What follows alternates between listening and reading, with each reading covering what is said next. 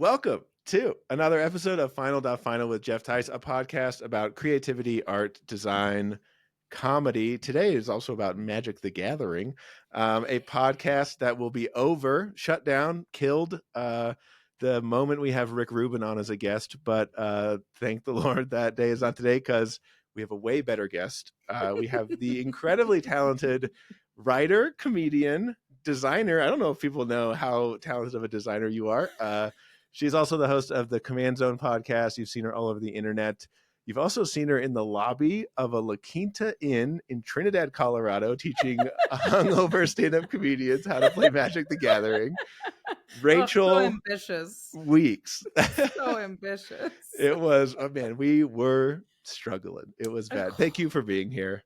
I'm so happy to be here. Thanks for having me. Thank you. That was the last time I tried to play Magic. I was not under good circumstances. I forgot that was absolutely in the lobby of a La Quinta. Yeah. Oh, comedy's so glamorous, Geoff. We're out here it's so fun. People, I just told you I'm going on the road tomorrow. Oh yeah. And it's a lot. And so it won't be as fun as a comedy festival in Trinidad, but it'll be fine. How are you? How you doing? I'm doing so good. How's life? Are you doing okay? I know you're LA based. I'm LA based. I'm more specifically Pasadena based, which makes it even harder. But things have largely settled down since it was literally on fire. Yeah. We did a mini evac, a cute evac.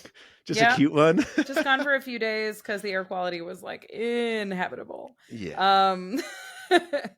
Yeah, so I'm in Pasadena. I'm south of the highway, and all of the fire was north of the highway, but we were directly in the line of smoke. So I had like we were just like, everybody's air quality meters were going crazy. Yeah, like everybody downloaded the fire app, and it's telling you like the air quality is like 285 particles, and you're like, that's too many. It just says leave. Yeah, it says leave. I don't know what the right number is, but 285 sounds really high, and like the circle's red, so there's no way that's good. Yeah, when you start hitting like the top end of the color coding scale, we got to purple, and I was like, purple feels really high. Purple's higher than red. That feels you run out of the spectrum when you're designing, and you go, I don't know, we're never going to get here. Just put the purple on there. Red doesn't get darker, really, so we're just adding blue now. Well, I'm glad you guys are okay. And yeah, we're good. Yeah, that's our apartment was all right. There was ash all over the place, but that's crazy. Yeah. Well, glad you're here. The first question of this podcast, it's the thesis of this whole thing. As someone who, I know you're an incredible writer, you understand the versioning, the idea of final dot, and then you get feedback, final. So when you are creating something, anything, you make so much different things. When do you know you are done? When do you think you are done? Are you ever done? I was thinking about this because I was like, a lot of the art that I participated in the most is sort of like living document stuff. Like stand-up jokes are ever changing and always lengthening or contracting depending on the room or the vibe, generally. And like, I think the thing that I do creatively the most these days is build commander decks, which are constantly changing. Like, oh, there's a new card that's better than this one, so I'm going to take this one out and replace it with the new one. And, this one has cooler art, so I'll change the land so, like, the vibe all matches. Yeah. And so I think that the answer for, like, the kind of things that I'm creative about the most these days is I'm done when I stop thinking about it. Oh, okay. Yeah. It's just when it stops like being top of mind, when I stop seeing something and I'm like, oh, that would be good within this or with this, either magically or like even in a joke where you're like, oh, I have a new tag or a new way to do that. And then you're like, oh, when I'm done playing with it, is like when I'm like done thinking of other things and stuff. Yeah. And whether that's like it's in a good form or better than like there was probably a better version somewhere before that. But I get to the point where I stop probably too early. I go, oh, this is fine enough for me. And then people go, "Is this done?" And I'm like, "It could be. I don't know. Maybe." If you want. Do you ever immortalize a deck? Like, is there a deck that you just don't touch ever again, or is that not like a No. part? Is that like bad etiquette? Like, what's the? For me, I like the point is the toying. So Yeah. like once I'm done messing with the deck, I take it apart. Oh, you break it all the way down. Oh yeah. Because then I'm Oh, not interested in it anymore. yeah. Like the puzzle's done. What makes it a successful deck? Winning or like personal? Like I Um, made the deck that I wanted to make, or is it like I've been out here just crushing everyone with this deck? This I is the mean, you greatest want deck. a deck that like works, right? Like you definitely want. It sucks when the deck you play just doesn't function on any level. Like I Yeah, want the stuff that I make to be able to play and do cool things. For me, a successful deck is one that plays a little differently every time. So I get to be creative, like as a player. There's yeah. certain decks that do like it does this thing and then this thing and then this thing and it's done, and I don't stick with those very long because once you've done them a few times, you're just like, yeah, I get it, That's I fine. did it, Yeah. and it's How done. how much does the artists Mm. factor into decision making? If it's cooler looking but not as powerful, does it make it in? Sometimes. So I'm lucky to play in a format where like that kind of stuff can factor in. Oh, Like cool. a big choice for every deck is what basic lands you pick. So that's like there's thousands of Yeah. arts for each of the lands. So you can pick like recently I built a deck that's called the commander's name is Plagon, Lord of the Beach, and he's a starfish wizard and he's really silly. If he wasn't silly, what a waste of a name. I mean, Plagon, Lord of the Beach, a starfish wizard. And I found out that there were basics that have crabs on them, uh, because they were like Cancer, like they were the sign Cancer, yeah. but they had like giant crabs on a beach, and I was like, well, those are way too much money, and I bought 6 of those, and then 6. the matching ones that had like fish and beachy stuff on them. Personal question, how Yeah, much were they? $4 each. Oh, okay. For like $4 or $5 each, I needed 24 of them. Oh, So I think it got it. was like I think it was Yeah, like $80 it adds up for stuff fast. that costs like pennies. I mean, Like whatever, dude. basics are free. Whatever, dude. That's so But funny. they're like really cool. They're like Yeah. way cooler than the ones that are cheap.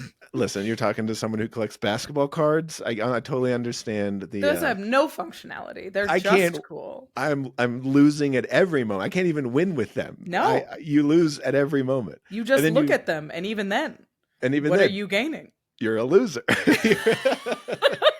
You're being I'm being a loser. Yeah. No, it's what's another person? What's the most you've ever spent on a card? Have you ever Oh God. said that, or does that make you feel uncomfortable? Oh no, I'm happy to say. Okay. It's 3 digits, Okay. which is good. Um I think the most I've spent on one is like 250, Okay. maybe Yeah. 300. It's like Yeah. not crazy. It's not No. like, reasonable, but it's No, we're all aware, but also on board. Like that's not. yeah. Yeah. Yeah, I bought a couple of those. I've also paid for altarists to do cards, so like people hand paint I tiny mean, on cards to get yeah.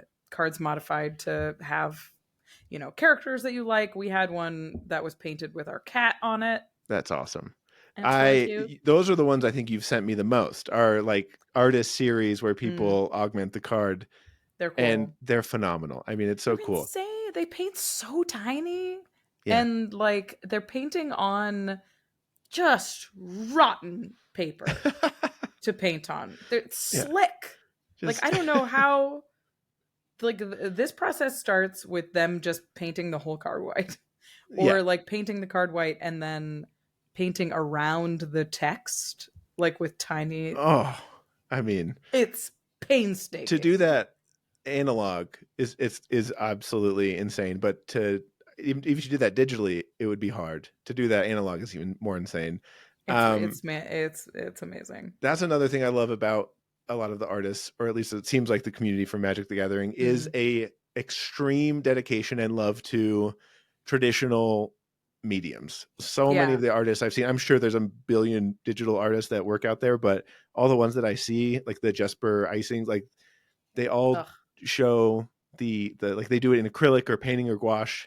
Mm. That's awesome. There are so many crazy talented people. Something that's happened recently in Magic, which I really love, is they're starting to incorporate more styles. So they've Oh, gotten like this most recent set has like they uh they commissioned like a street artist to do, because it's supposed to be like the street racing like cool set, to do mural style ones for yeah, cards. They've done like a lot of anime art. They've done a lot more graphics stuff, like yeah, that are just a little less like they look a little less animated than yeah, a lot of the sort of core magic art used to be. yeah. So they've let the artists take a lot bigger swings, which is really cool. Is that It's cool? incorporated a lot of different styles, which is nice. What's the reaction from the community at large to those styles? Are there purists who are like, get that out of here? Or is it Yes. like, oh, Yeah. hilarious?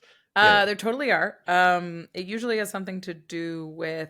It usually has less to do with the artist and more to do with subject matter, yeah. or like for the anime style arts, they messed with the frame a lot. Ah, So they changed like what the card itself looked like instead of just what's in the box. got it. And people don't love that. I mean, we were just talking about this Yeah. before we recorded. When you start messing with the OS, people get People get they're harder to use because they don't like, artifacts are different color, or like the reds don't match. And I'm a graphic designer, so I'm Mhm. like, I don't want, if I have one of the weird frame, I want like 100. I want the Yeah, yeah. whole deck to be in the same Everything needs to be frame. weird. So like even if I like the frame, I don't like having 3 or 4 different frames in my deck. Yeah. Or if there is going to be 3 or 4 different frames in my deck, I want 100 different frames in my deck. I want like pure chaos. Everything needs to be insane. Yeah. Yeah. And that's like another creative side of building is making the choice to be like, okay, what printing do I want? Do I want like this version of the card that's a human, or do I want this version that's like a poison dart frog? Or what matches the vibe better? I cut a card recently from a deck because it wasn't icky enough. Because it's an icky deck. Icky.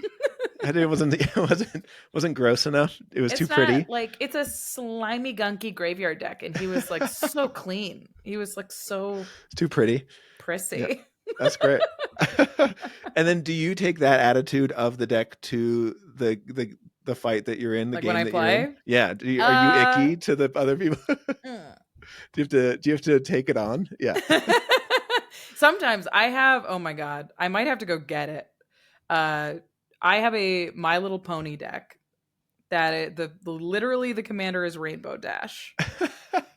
Is that an they made IP a partnership? straight up. Yes, yeah. Hilarious. It's not like a bootleg version where Wizards of the Coast is Dash. like, see what happens. Yep. And I built the whole deck, and all of the cards that aren't basics or that aren't lands have pictures of horses on them. Oh my god. All of them. And then I bought My Little Pony like miniatures. Yeah. And I keep the deck and the miniatures and rainbow dice in a My Little Pony lunchbox. So it has like a whole little presentation. Uh-huh. It's so silly, and just like when you play that deck, it's about the presentation. It's the idea. It's having the box and the toys and the like all the look at this picture of a horse. That's so fun. Have you ever won with that deck? Oh, that deck has won like a couple games. Oh, that's great. Which is sick. Yeah, and then that's also not the point, but I'll take a huge bummer to whoever lost to that deck. I mean, maybe. Oh, you messed up. Yeah, you messed up. You came to a pony fight. Oh, that's tough. Yeah, you brought a donkey to a pony fight. I don't know what the Well, donkeys are included in ponies, Geoff. That's very true. Donkeys are included. Is there Zebra's also a pony? Is there a horse-like creature in Magic that would be close to unicorns a pony? And Pegasus? I guess, yeah. Pegasus. There we go. A lot of them are sort of lumped under horse. Like they've done hippo camps. Excuse me? Which are like water horses. They're like seahorses, but horse-sized. I mean, I love that a lot. Yeah. humanoids riding on top of them, or other Sometimes horse-like I try and sea avoid them in the creatures? pony deck because it's not in the spirit of My Little Pony. Got it. They're never written, It's Jeff. too they're They're too never icky. written. They're But too- sometimes you do need cards that do literally anything. So you have to do a horse with a man on top of it. I love that. But I try and avoid it. That's that's great. Yeah. Speaking of you being a graphic designer, I Yeah. don't. How much designing are you doing these days at all? I have been doing thumbnails. Oh, that's fun. I've been doing YouTube thumbnails, which is Oh, a that's great. whole different thing for me, and I Yeah. am still figuring it out. I mean, it's all about the algorithm, right? You need All the faces rules are and you need different. yeah. All the like photo editing is different, like Yeah. because you have to do like the big eye and the white Yeah. teeth and like everyone looks plastic and the you face is pop- giant and you crank the curves so Uh-huh. like the darks are really dark and the lights are really light. Yeah. And you pump the whites of your eyes to make like the face really recognizable. So and weird. then the colors that you pick, they just have to be like 100% saturation. Yeah. They Paint can't box right out of they the can't be like any sort of, you're like, this is a nice sort of rose. It earth will look tone. gray. It will look gray. As Yeah. soon as it appears on the timeline, it just looks so washed out. That's so weird. So I've uploaded thumbnails and like had to download them, crank the curves, change all the colors, and repost the same thumbnail. Because like in Photoshop, you're like, this is totally reasonable color palette. This is an adult design. This is what an adult would put on the internet. Yeah, and YouTube, it's like lime green or bright pink or like aqua. Yeah, like it's literally RGB. Like those are the to 100, all like, the sliders up. Oh yeah, it's ridiculous. It's so cartoony. Yeah, I mean, I get it. The other thing that I thought about as we were chatting earlier was one of my favorite things you would do years ago is you would text me signage with bad kerning. Is kerning still bothering you? My favorite curse to bestow onto a person is just explaining kerning. Oh, it's fun. Yeah. Just tell them that it exists. You will ruin their life. Yeah, that the amount of conversations, hangouts, parties, even like golfing with my friends, they're like, what are you? I'm like, but the line height needs to be like a percentage of the they just hate it so much. The plus in this font is terrible, so I need a just totally different plus because it's too small. I don't know why it's this small. Yeah. I was explaining the like a descender on an R and how that can make or break a font. If it's like, for me, like I look at like W's, sure. I look at R's, and W's can get bad. Little shout out to Railway, the weirdest W of all time on a font. But it looks backwards. Yeah. Yeah. It drives me nuts to that. Like, I think a lot of designers have this curse where little details of all typography, especially kerning. There used to be a distillery. We took the wrong pill. You know? Yeah. And I know. We should have taken the oversaturated, this is fine, like this thumbnail's perfect pill. I swear to God, every thumbnail I make is like it's a combination of like Gotham for legibility and Bada Boom is the other font I use. The comic book one. I know exactly which one that is. I've used that so much. Big stroke on it. Big stroke is always a thumbnail go-to. I think shout out to our friend of the podcast, Jake Brown, who's also in the Magic the Gathering world. I saw him post this like insanely detailed thread about the strokes on the typography of Magic the Gathering cards, and I was like, I think this is just for Rachel. I was like, this is for no one else. It's so narrow, and but that's why Jake and I have to hang out more so we don't inflict this upon the internet. Yeah. Because the other thing that Magic does terribly is, like, we're talking about typography, but they don't do line breaks very well. Oh, like whoever does their text doesn't. It's like the text box stays. Just the hanging chads. The orphans. The orphans. The hanging chad. Yeah, yeah. Oh my God. Hey, what am I talking about? I used Magic. That was my ballot. I was voting on those this year. I don't know. We're doing our best. It's late. Yeah. Like orphans on lines by themselves, Yeah. or just like weird like thing that just cramming too many words into the text box, and you're like, Yeah. I understand you probably have a font minimum and you have to have this many words Hmm. for like rules reasons, but it looks awful. Yeah. I feel It like is accessibility, I used to design websites and accessibility rules were super strict, and like bad. Hmm. packaging too. You want like line heights and font sizes. Yeah. I've seen some magic cards and I'm like, I don't know if this is allowed. Like, I don't know if people can read this. It's crazy. Some of the new like the new anime borders, they have, I think it's either black text with white stroke, and we're talking body text, Sweet. Sweet. or it's white text with black stroke. And I'm trying to remember, I think it's black text with a white stroke. Damn. And it's so, and then they put a shatter foil behind it. And you're like, what am I looking at? Art. This is bananas, you Yeah. guys. It is a fun merging in a good and bad way of Mm. design and art. And when design has to coexist, when it's like, okay, we need a solution, people need to be able to read this, but Oh my God. also they love the art of this.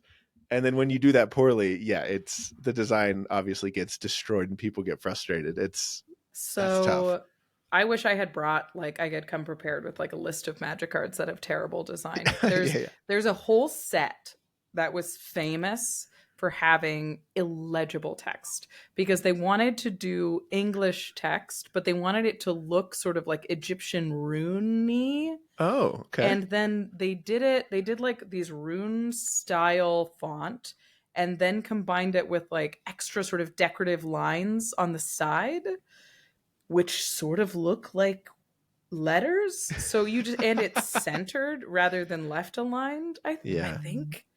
So it's just like you can't read the card. And they made it try and look like this like Egyptian temple.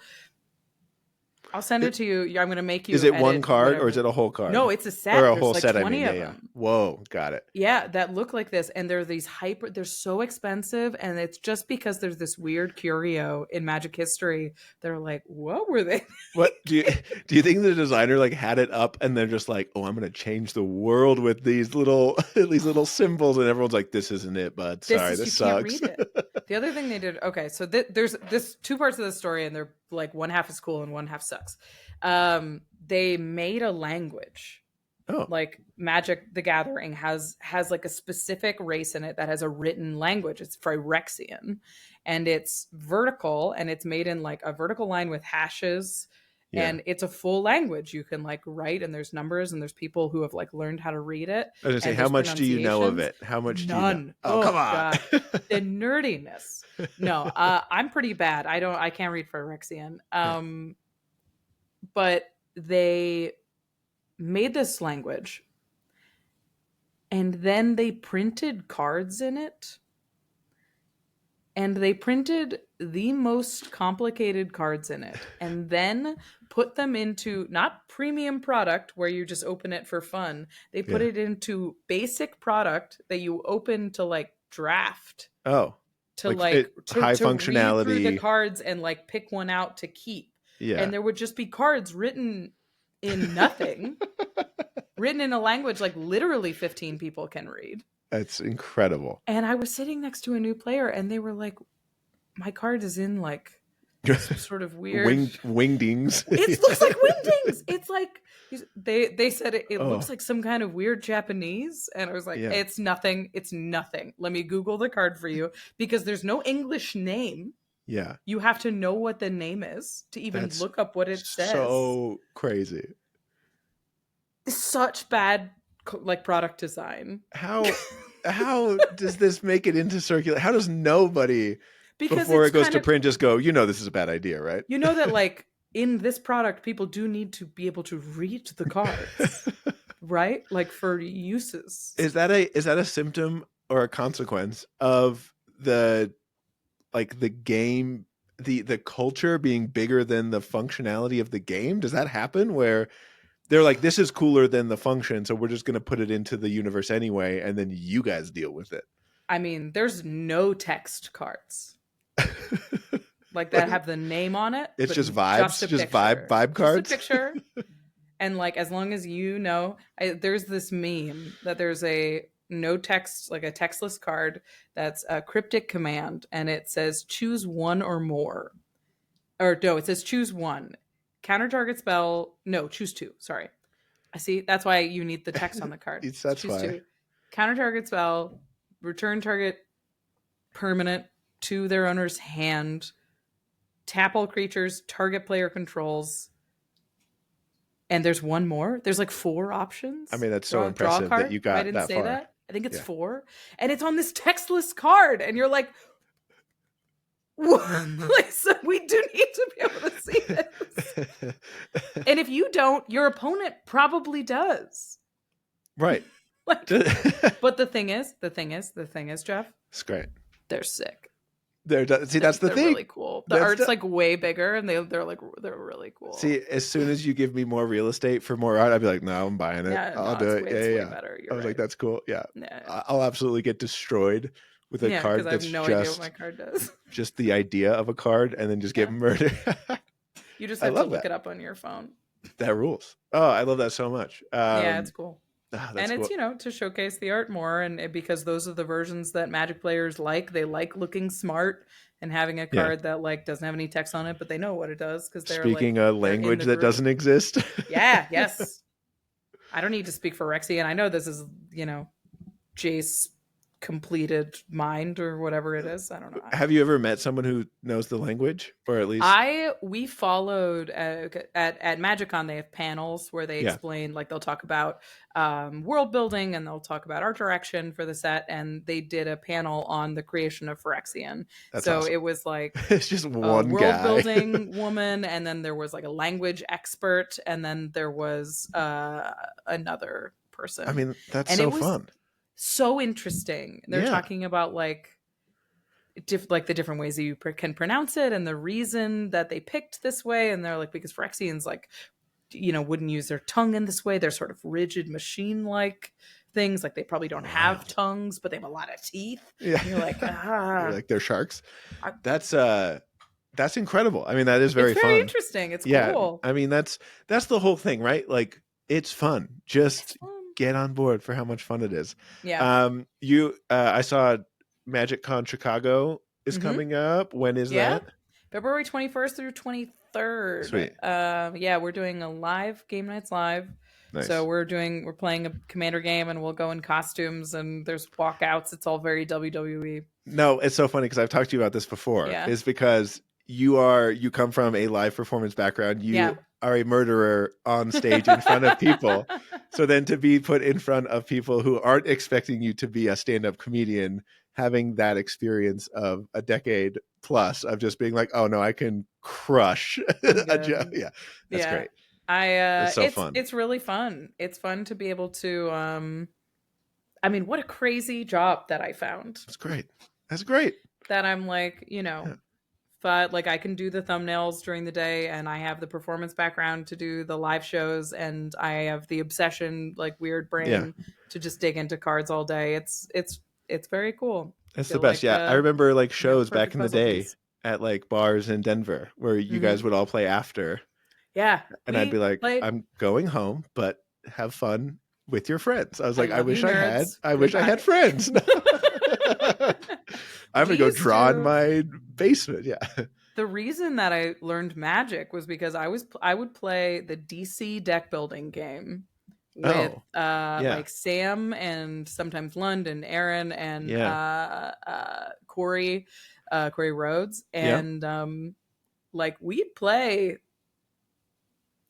5 times a week, like all the time. Yeah, we would get there Sunday morning during the burlesque at El Chorrito and play the DC deck building game in like the back room in the morning. That's so great. In a dive bar, like a tequila dive bar. Just the stickiest bar.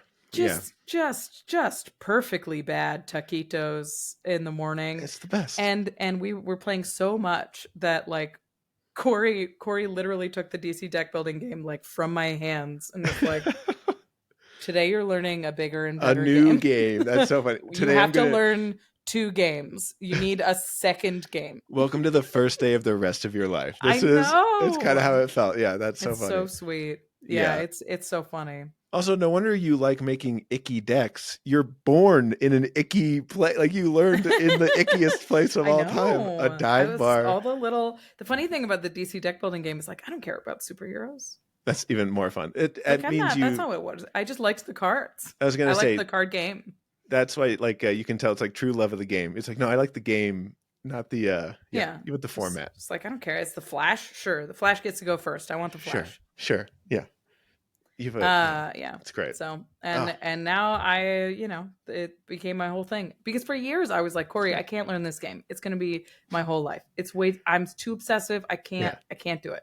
And he was like, you're already obsessed with a game and it's just not even a good game. You You should just gotta learn a game that's worth being obsessed about. That's so fun. I love that you guys dedicated that much time to a game that everyone was just like, oh, we don't really care about this game, but we just want to But play Rachel loves a it. game. You're a charity case at that point. We're doing it for Rachel. Rachel needs this. She needs this. And she texts us every day. Yeah, it's so funny too because I know the players that you played with, which is hilarious now because like people like Sam Talent, who a lot of people know who that is, to think about him being like, no, Rachel, sit down. We're playing this superhero card game, which is the most Sam and Lund thing on the planet. But yeah. Eurist, Crawford. It was like a group of us that played pretty regularly. I love that so much. We had a text group to be like, hey, DC question mark. DC? Yeah, I love that. I mean, that's perfect. The one little side note, how much Dungeons and Dragons are you playing? I play weekly. Still? I Better still than play Heroes, it. still? We're still doing better than Heroes. Good. Yeah. Yep. So we're getting toward the end. We're in Arc 6. We've been doing this for like crazy. almost 5 years. Like so long. It's no way 5 years. It started at the beginning of the pandemic. So it was like, I guess, I think it was like March or April of 2020. And now it's. Whoa. I know. Whoa. That's crazy. It just made me feel old because I was like, yeah, you're probably doing it for like a year or two. It's crazy. Wow. Like we're on, I think so this is almost 30. So we're talking about like almost 250 episodes. Awesome. So that's like 500 so cool. hours of it. Crazy. Yeah, it's nuts. But we're still doing it. I'm still playing the same character. Nobody's died miraculously. Really? We've kept it together. Yeah. I don't know. 2 of us got disintegrated last week. So I know you don't play D&D. It's a lot of damage. You're not supposed to do that. You really don't want to be have the spell disintegrate cast on you. You don't. It sounds bad. It's bad. Uncomfy. Yeah. It's not good. That rules. Yeah, so check out Better Than Heroes before everyone gets disintegrated. Yeah, that's true. We're trying to find our way through like a dungeon right now, and we are not good at it. Nope. Harlan is an evil genius that has trapped us in this dungeon forever. We're not getting out. It's half of the game. Have you run into any dragons in space? I know it's Spelljammer. People listening are like, I have no idea what. Yeah. Can you explain Better Than Heroes just for like the log line? Yes, of course. Yeah. Better Than Heroes is D&D in space. So Spelljammer is kind of, for people of our generation, Treasure Planet. Perfect. I just watched it the other day. Like literal boats in space. That's Spelljammer. And it's cool because the monsters can be crazier and grosser and ickier because you're in space. You're not limited to like the bounds of one plane or whatever. So that's really fun. And we have encountered dragons. Sweet. On various planets. I think that we've met 3 of them, and we've made friends with every single one of them, which you're not supposed to do, and they are definitely evil. They like super are, and we know one of them is actively tricking us, but she was really helpful at the time. So very funny. So we still kind of have this like frenemy dragon. Keep your enemies closer. It's also Yeah, we fun. just No haven't dealt with wonder it. none of you guys have died because you're like, oh no, we just drink with everybody. Like we're just Yeah, partying. Like we're just friends. Like good yeah. vibes. I That's There was an episode where Harlan created like this astral dinosaur in space that was like chasing our ship, and it was like a basically a constellation monster that was yeah. coming after us, and we were like, "Can we run?" And Harlan was like, "I guess." Sure. Like, we're going to Sure. run then. Yeah. Probably. We're gone. And Harlan on the fly had to like create a running like a chasing mechanic through space Oh my God. because we didn't stay hold our ground and fight. We were just like, no, Nah, dude, we're out. bye. Bye. That sounds awful. It's I mean, that's the beauty of Dungeons and Dragons. You just go, no, we're leaving. We're spot great. later, dude. And that's I don't great. want to. Now I'm playing Baldur's Gate, and oh my god, I don't know what that is. Baldur's Gate is a video game. Oh, and That's how is it? D&D. Is it the Came best? out a couple years ago. It's really fun. Oh, I'll check it out. You could spend all day in the character creator, just all day. Oh, that's so fun. The new Diablo, I got caught in that and I was just making it and I was like, I'll never play this game. I'm just and then I haven't. I like did the Nope. creator and then got that far. And so, Yeah. And you're fine. just like, no, I just want to make a picture of like an old gnome barbarian. It's That's so what fun. I'm gonna do. When the art's that good or when the experience is good, it's so fun. So awesome. Again, thank you so much, Rachel. You're the greatest person I've ever met. Give it up for, I just go into like host mode. Give it up for your wait staff. Let the people know where they can find you. Obviously, people already know where to find you, but if there's new people listening, so you can watch me play D&D on Mondays at 7 p.m. Pacific. That's Better Than Heroes. We're on Twitch, and we've got a YouTube channel, and there's audio only. If you want to do that, there's a ton of hours. So many hours. 500. I was so young when it started. No, I wasn't even 30 yet. I know. Wow. There's so much less gray. Wow. So that is available in those places. I host the Command Zone podcast, so that's on YouTube or wherever you find podcasts. That's about Magic the Gathering. If you don't know anything about Magic, it's going to be a tough listen. What if they got this far into the episode and they're like, "Wait, what? What is Magic the Gathering?" Yeah, I don't know. I don't know if our podcast is for you. If you've never played Magic, Magic might be for you, and you should learn it. Try it. Put down the DC then deck. Podcast after. Yes. That's so good. And then I'm on Instagram and X, formerly known as Twitter, as Rachel Reeks, but more often I've been posting on Blue Sky, which is just Rachel Weeks. Perfect. Awesome. We'll follow her. Follow me. You know where Jeff. to go. Other than that, thanks so much. Thanks for having me. You're the best. So good to talk to you. I'll see you soon.